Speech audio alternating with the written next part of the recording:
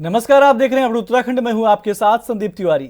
मुख्यमंत्री पुष्कर सिंह धामी ने सोमवार को मुख्यमंत्री आवास में उच्च स्तरीय बैठक के दौरान अधिकारियों को निर्देश दिए कि जरूरतमंदों को समय पर एम्बुलेंस और एयर एम्बुलेंस की सुविधा उपलब्ध हो।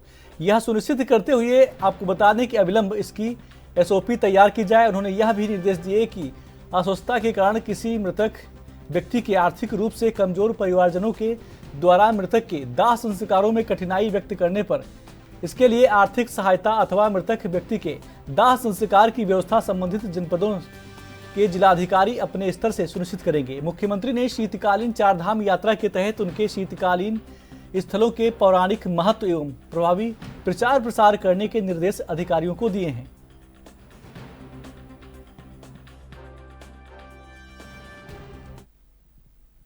उत्तराखंड में आगामी 28 जनवरी से 38वें राष्ट्रीय खेल शुरू होने जा रहे हैं। नेशनल गेम्स को लेकर महज 50 दिन बाकी हैं। ऐसे में खुद मुख्यमंत्री पुष्कर सिंह धामी ने कमान संभाल ली है।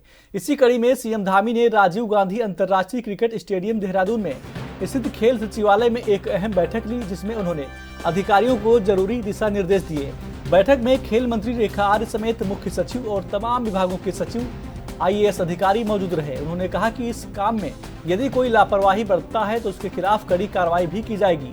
उन्होंने शासन स्तर पर प्रस्तावित सभी तकनीकी विषय पर जल्द से जल्द मंजूरी देने के निर्देश दिए हैं।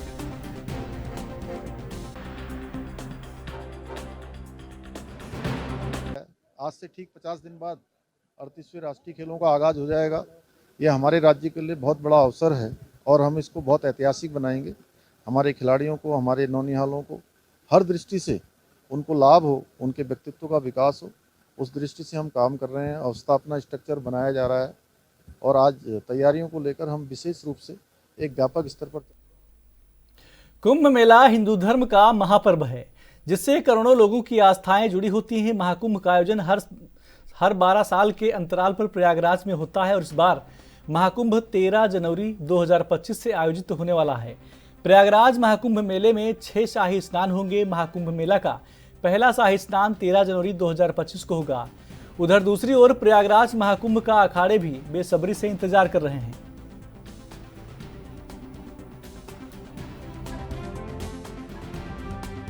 और दूर दूर से हमारे संत महापुरुष कंदराओं से, गुफाओं से और विदेशों से सभी संत महात्मा आते हैं और उसका हम लोगों को बड़ी बेसब्री से इंतजार रहता है। इसलिए सभी लोगों को दिव्य कुंभ होगा, भव्य कुंभ होगा। हमारे यशस्वी मुख्यमंत्री योगी आदित्यनाथ जी पूरी तैयारी कर रहे हैं। मोदी जी का उनको पूरा संरक्षण, पूरा आशीर्वाद प्राप्त है और कुंभ बहुत बढ़िया होगा। अखाड़ों की तैयारी चल रही है। सभी महात्मा लोग बड़े जोश के साथ और बड़ी खुशी के साथ, बड़े आनंद के साथ कुंभ की तैयारियाँ हो रही हैं। पूरे विश्व में कुंभ का संदेश जाएगा, सनातन का संदेश जाएगा। हिंदू धर्म की बढ़ोतरी होगी और सनातन जो उत्तराखंड में चारधाम यात्रा ग्रीष्म काल में ही आयोजित की जा रही थी, लेकिन लंबे समय से शीतकाल में भी चारधाम यात्रा आयोजित करने की मांग बढ़ रही थी। इसको देखते हुए मुख्यमंत्री पुष्कर सिंह धामी ने भगवान केदार के शीतकालीन गद्दी स्थल ओंकारेश्वर मंदिर ऊखीमठ में भगवान केदार की पूजा अर्चना कर शीतकालीन चारधाम यात्रा की भी विधिवत शुरुआत की है। इसको लेकर प्रदेश के कैबिनेट मंत्री प्रेमचंद्र अग्रवाल ने कहा कि शीतकालीन चारधाम यात्रा को लेकर सभी लोगों में उत्साह है। सरकार की ओर से सभी तरह के सकारात्मक पहल और प्रयास किए जा रहे हैं।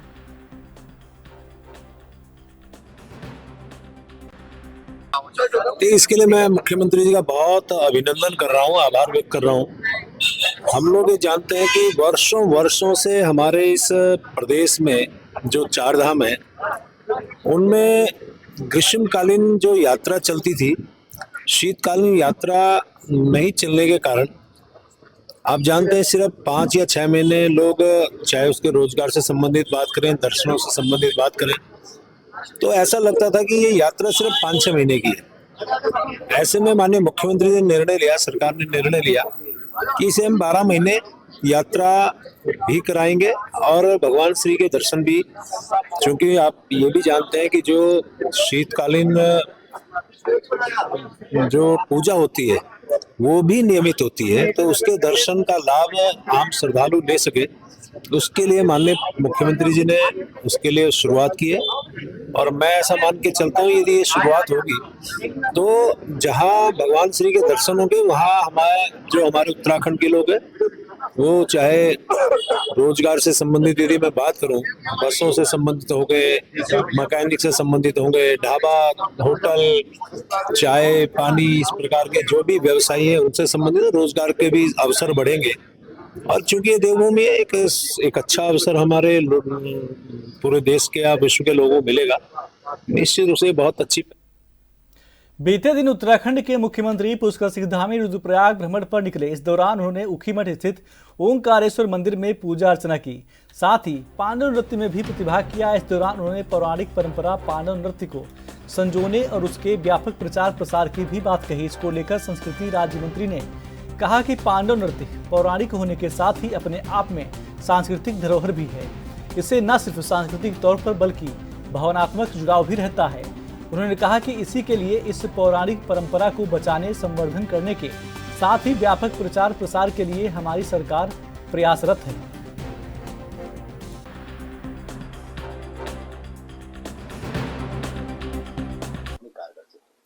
देखिए, हमारी जो प्राचीन विधा है और पांडव यहाँ पे क्योंकि केदारनाथ में इस घाटी में रहे और उनके द्वारा ये जो मंचन किया जाता है, हमारे प्राचीन संस्कृति जो है उसका जो एक मैं कहूंगी जीवंत स्वरूप अगर आपको देखने को मिलेगा तो वो पूरे उत्तराखंड की केदार घाटी में अधिकतर मिलता है।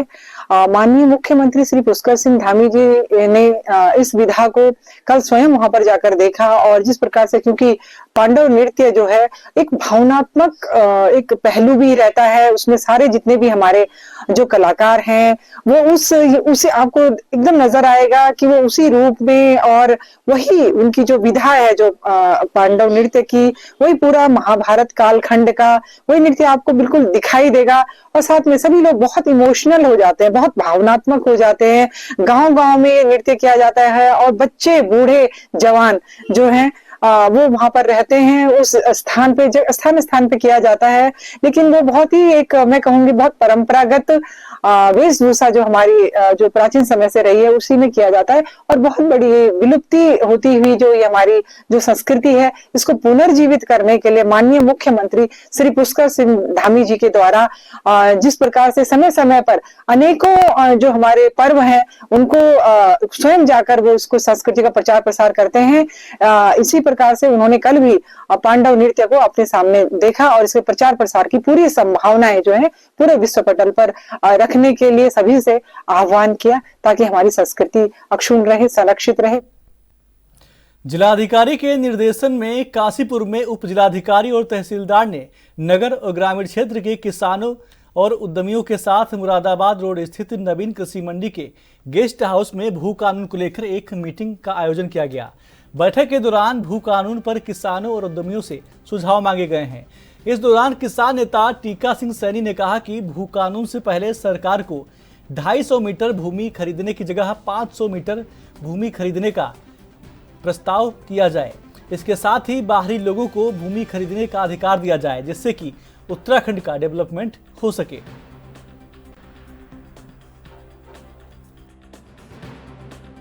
भू कानून की बात कई महीने से चल रही है, ये मुख्यमंत्री के दिमाग में कुछ गलत बात चल रही है और ये सारी जनता प्रदेश की समझ चुकी है कि इसमें कुछ बड़ा संशोधन ऐसा करने वाले हैं कि जो भूमि से संबंधित मुख्य रूप से किसान है तो किसान बहुत ज़्यादा प्रभावित होने वाला है। ये संशय लोगों के अंदर है कि ये अधिकांश लोगों ये कहने लगे हैं कि ये शायद सीलिंग लिमिट घटाना चाहते हैं। सीलिंग लिमिट जो 12.5 एकड़ ज़मीन की खेती करता है किसान, आज वो भी प्रॉफिटेबल नहीं है क्योंकि मशीन का युग है। आज हल बैल वाला तो रहा नहीं, आज बड़े जो किसान हैं वही कुछ सर्वाइव कर रहे हैं। जो छोटे किसान हैं वो तो बेचारे बिल्कुल कर्जे में डूबे हुए हैं। तो ये आज इसका किसानों ने विरोध किया है कि सीलिंग लिमिट अगर घटाने की मंशा है तो किसान उसका पुरजोर विरोध करेंगे। ऐसा हमारे सारे क्षेत्र में बाजपुर में लोगों ने किया, यहाँ काशीपुर में भी किया, ये मुक्त थी। और इसमें इनकी क्या मंशा है, मैंने एसडीएम साहब से सबसे पहले यही बात पूछी कि पहले तो ये बताना चाहिए कि भू कानून क्या आ रहा है, तभी तो हम प्रतिक्रिया देंगे। भू कानून का पता नहीं है। यहाँ के पहले तो ये था कि जो इन्होंने भू अध्यादेश से कोई कानून बनाना था उसके लिए कोई अपनी आउटलाइन हम देते कि हमें ये करना चाहिए, इसमें हम ये परिवर्तन करना चाहते हैं। लेकिन वो कोई बात नहीं, लेकिन ये हमारे जानने के लिए है। लेकिन यहाँ पर प्रचार 1-1.5-2 महीने से बहुत हो रहा है कि यहाँ सरकार जो है ये अपनी ज़मीन के जो लिमिट 12.5 एकड़ थी और 18 एकड़ सूखे अनइरीगेटेड और इरीगेटेड, तो वो जो मतलब है उसके लिए अगर सही हुआ, उसमें कोई छेड़छाड़ हुई, किसान इसके लिए बहुत विरोध करेगा, जिसके लिए बहुत बड़ा प्रदर्शन होंगे। हम तो ये चाहते हैं कि जो सरकार जो है ये अपनी आमदन बढ़ाने के लिए ऐसे जरिए बनाए जिससे किसान को उठान भी हो और उसके जरिए भी बढ़े। यहाँ क्या है, बिजली देखो उत्तर प्रदेश में जो है सरकार फ्री दे रही है किसान की इरीगेशन के लिए। यहाँ हर बार उसके पैसा और 400 बढ़ाया जा रहा है, कभी कुछ उसके ऊपर टैक्स लगाने शुरू कर दिए। तो ऐसा है कि ये तो किसान बर्बाद करने, अगर ये किसान बर्बाद नहीं होगा प्रदेश पर बर्बाद हो जाएगा। आमदन इतनी तो पहले कुछ नहीं है, और ये जो है ये आपको बताना चाहूँगा कि तहसील काशीपुर में भू कानून को लेके यहाँ पे अलग अलग जो स्टेक होल्डर्स हैं इनके साथ एक बैठक की गई। इसमें किसान यूनियन की तरफ से, बार की तरफ से, इंडस्ट्रियलिस्ट की तरफ से और जो प्रॉपर्टी डेवलपर होते हैं, कॉलोनाइजर हैं, इनके सबके साथ एक बैठक की गई। इसमें जो वर्तमान में हमारे लैंड रिलेटेड कानून है, वो जैसे जो हमारे वर्तमान में कानून चल रहे हैं इस पे लेके चर्चा की गई। इसमें और आप लोग क्या सुझाव देना चाहते हैं, क्या इसमें बदलाव चाहते हैं, तो इसको लेके एक बहुत डिटेल में बैठक की गई। इसमें जितने भी यहाँ पे लोग आए थे उनके सुझावों को लिखा गया है, उसको डीएम सर के माध्यम से शासन को भेजा जाएगा। और यहाँ जो निश्चित सुझाव आए हैं इनको जो आने वाला कानून है उसमें इंक्लूड किया जाएगा। इसका हम लोग प्रयास कर रहे हैं कि अच्छे सुझाव जो है, और वर्तमान में अगर कोई किसी प्रकार की समस्या है, वर्तमान में जो भी हमारे लैंड रिलेटेड लॉज हैं उसमें क्या परिवर्तन किया जाए, इसको लेके बहुत डिटेल में बैठक की गई। सारे सुझाव को जो है यहाँ से शासन को भेजा जाएगा। सर मुख्य रूप से क्या सुझाव आए हैं? देखिए, इसमें सबसे अलग अलग जो यहाँ पे स्टेक होल्डर्स थे इनके अलग अलग सुझाव हैं। जैसे जो कॉलोनाइजर हैं इनका ये कहना है कि जो बाहर से लोग आ रहे हैं और घर बनाना चाहते हैं, जो 250 वर्ग की लिमिट है इसको कम ना किया जाए। और जो हमारे किसान लोग हैं इनका ये कहना है कि जो 12.5 एकड़ की लिमिट है इसको भी कम किया जाए, क्योंकि उनके पास जो यहाँ पे किसान की जो लैंड है उस पर अच्छा असर नहीं पड़ेगा और खेती करने में लोगों को समस्या आएगी। और अलग अलग लोगों के द्वारा बहुत अच्छे सुझाव दिए गए, इन सबको जो है शासन को भेजा जाएगा। उत्तराखंड की राजधानी देहरादून के परेड ग्राउंड में 12 से 15 फरवरी तक विश्व आयुर्वेद कांग्रेस का आयोजन होने जा रहा है। आयोजन से पहले मुख्यमंत्री पुष्कर सिंह धामी द्वारा विश्व आयुर्वेदा कांग्रेस और आरोग्य एक्सपो के प्रोग्राम ग्राउंड का शुभारंभ किया गया। आपको बता दें कि अब तक इस आयुर्वेदा कांग्रेस के 9 संस्करण आयोजित किए जा चुके हैं। पिछले संस्करण की मेजबानी का मौका गोवा को मिला था और अब 10वां संस्करण देहरादून में आयोजित होने जा रहा है। इस विश्व आयुर्वेद कांग्रेस में 58 देशों के 300 से अधिक प्रतिनिधि भी प्रतिभाग करेंगे। मुख्यमंत्री ने विश्व आयुर्वेद कांग्रेस की मेजबानी प्रदान करने के लिए केंद्र का धन्यवाद किया है। साथ ही मुख्यमंत्री धामी ने कहा कि उत्तराखंड हमेशा से ही आयुर्वेद की भूमि रही है। वहीं विश्व आयुर्वेद कांग्रेस का सफल आयोजन उत्तराखंड की छवि विश्व में और भी बेहतर करने में महत्वपूर्ण साबित होगा।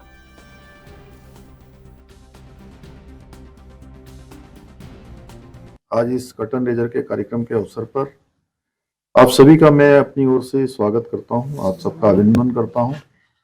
और ये हमारे लिए बहुत सौभाग्य की बात है कि जैसा मेरे से बोलने वाले सभी वक्ताओं ने पहले अभी मुख्य सचिव महोदय ने बोला कि ये योग की भूमि है, ये आयुष की भूमि है।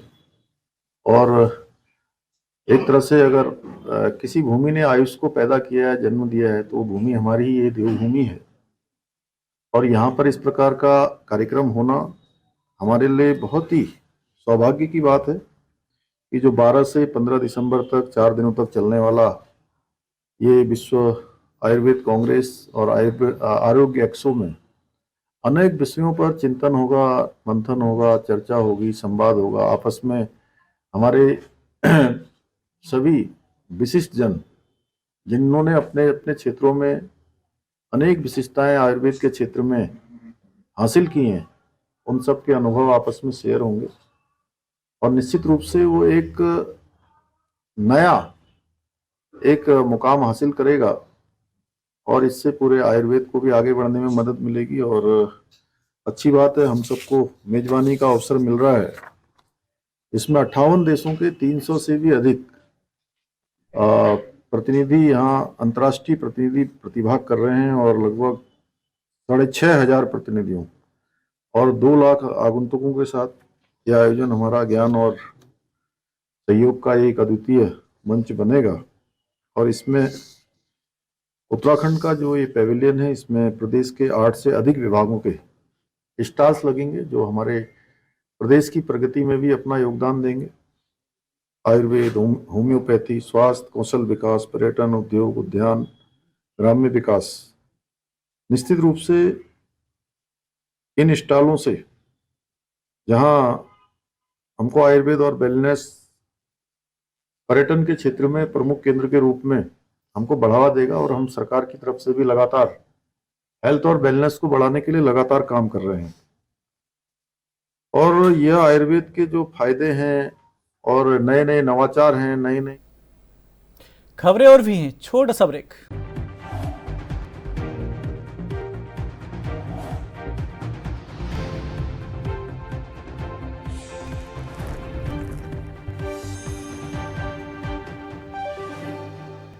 बांग्लादेश में अल्पसंख्यक हिंदुओं और दूसरे धर्मों के ऊपर हो रही हिंसक घटनाओं को लेकर देश भर में विरोध प्रदर्शन हो रहे हैं।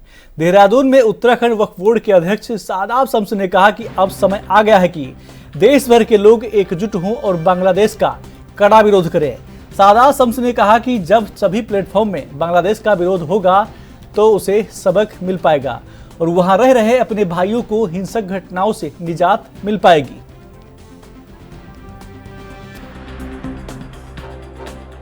देखिए, जिस तरह से बांग्लादेश के अंदर वहाँ के अल्पसंख्यक समाज के ऊपर अत्याचार हो रहा है, खुलेआम उनकी हत्याएं की जा रही हैं, मुझे लगता है हज़ारों की संख्या में लोगों को मौत के घाट उतार दिया गया है। हिंदुस्तान का अल्पसंख्यक समाज चुप क्यों है? वो आगे क्यों नहीं आ रहा है? उसको आगे आना चाहिए। जो विभत्स कांड हो रहे हैं, ये इतनी घिनौनी हरकतें, जहां एक तरफ मातम करते हैं यहाँ के लोग अल्पसंख्यकों के ऊपर, जरा सा कुछ हो जाता है, जहां हजारों लोग मार दिए गए, उसके लिए कोई आवाज नहीं उठा रहा है। मेरा विनम्र निवेदन है कि लोगों को आगे आना चाहिए, भारत के लोगों को आगे आना चाहिए और देश की सरकार से गुहार लगानी चाहिए कि किसी भी कीमत पर बांग्लादेश को सबक सिखाया जाए और वो जो वहाँ हत्याओं का सिलसिला चल रहा है उसे रोका जाए। मैं ये कहता हूँ कि जिस तरह से बांग्लादेश का जन्म भारत के कारण हुआ और इस वक्त बांग्लादेश एक जमाते इस्लामी के खूनी पंजे में जकड़ा हुआ है और वहाँ कम्युनल पॉलिटिक्स बहुत ज़्यादा हो रही है, खासकर हिंदू समाज को टारगेट करके हिट किया जा रहा है। मुझे लगता है कि जिस तरह से हमें यहाँ मुस्लिम समाज के लोगों को यहाँ दर्द होता है, जो अपने आप को अल्पसंख्यक कहते हैं, अगर वहाँ कुछ लोग मर जाते हैं, जहाँ हजारों लोगों की हत्या की जा रही है, उनका कत्ल किया जा रहा है, मुझे लगता है कि इसके लिए मुस्लिम समाज को भी आगे आना चाहिए और इसकी खुलेआम इसका विरोध करना चाहिए, इसकी निंदा करनी चाहिए। ये वक्त है कि आप मानवाधिकारों की बात करें, ये वक्त है जब आप बताएं कि नहीं, दुनिया में कहीं भी अगर किसी का कत्ल होता है तो इंसानियत का कत्ल है, हम उसके खिलाफ हैं। आज ये वक्त है और मुझे लगता है कि इसके लिए जो लगातार देश के अंदर भी अपने आप को तथाकथित अल्पसंख्यकों को हितैषी बताते हैं, वो आज उनकी जबानें खामोश हैं। वो जबानें खामोश नहीं रहनी चाहिए, उन जबानों को आज अल्फाज की जरूरत है और मैं ये अनुरोध करूंगा कि पूरे देश को एकजुट होकर एक साथ एक लाइन पे आगे आना चाहिए और इसकी कड़े शब्दों में निंदा करते हुए इस पे कड़े फैसले सरकार को लेने के लिए बाध्य करना चाहिए। मैं फिर एक बात कह रहा हूं, हम वसुधैव कुटुंबकम के मानने वाले हैं। पूरी दुनिया में अगर कहीं इंसानियत पे जुल्म होता है तो भारत के लोगों को तकलीफ होती है। हम दुनिया का सबसे बड़ा लोकतंत्र हैं, इसलिए मेरा अनुरोध है कि इस मामले में, इस मुहिम में, अब मानवाधिकार दिवस भी आ रहा है 10 तारीख को, सब लोग आगे आएं और कहें कि ह्यूमन राइट्स को बचाने के लिए पूरा देश एक साथ पूरी दुनिया को दिखाई दे, ऐसा मेरा अनुरोध है। पहाड़ों में हुई बर्फबारी और बारिश से मैदानी इलाकों में भी ठंड लौट आई है। ऐसे में नगर निगम ऋषिकेश एक्टिव मोड पर नजर आ रहा है। बता दें कि वर्तमान में नगर निगम के पास 2 रैन बसेरे और 12 प्रतीक्षालयों की व्यवस्था है, जिससे उनके रखरखाव से लेकर शीतकाल को देखते हुए व्यवस्थाएं दुरुस्त कर दी गई हैं। इसके अलावा नगर क्षेत्र के ऐसे चिन्हित स्थान जहां पर अलाव की व्यवस्था की जाती है, वहां निगम टीम अलाव और कंबल वितरण में जुटी हुई है। नगर आयुक्त शैलेंद्र नेगी ने बताया कि शीतकाल को लेकर नगर निगम मुस्तैद है।